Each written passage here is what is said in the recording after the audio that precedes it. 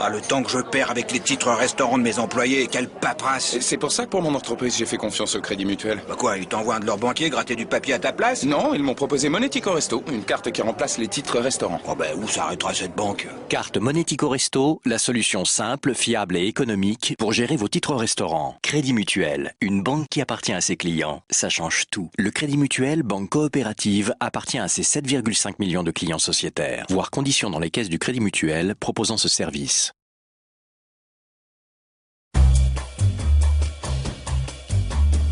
Tous les jours, toute l'actualité internationale, c'est sur France Info. Leurs véhicules sillonnent le pays, drapeau au vent. MSF, MDM, la Croix-Rouge, ACF, toutes les ONG humanitaires. Les événements, Un phénomène climatique a fait prendre conscience aux Colombiens de la fragilité de leur ville. l'actualité du jour. À première vue, le kibbutz d'Einam Efrat est un kibbutz de carte postale. France Info, vivons bien informés.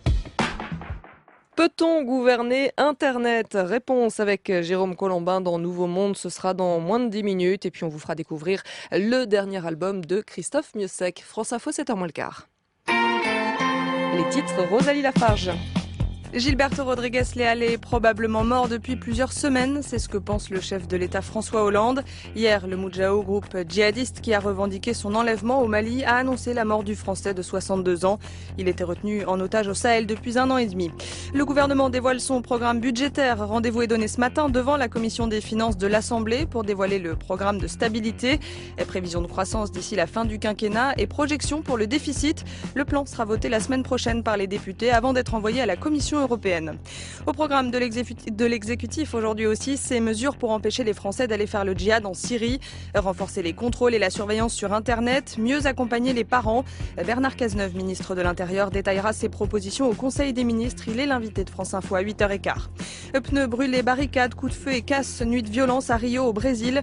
Il y a au moins un mort. Des émeutes ont éclaté dans une favela du quartier de Copacabana.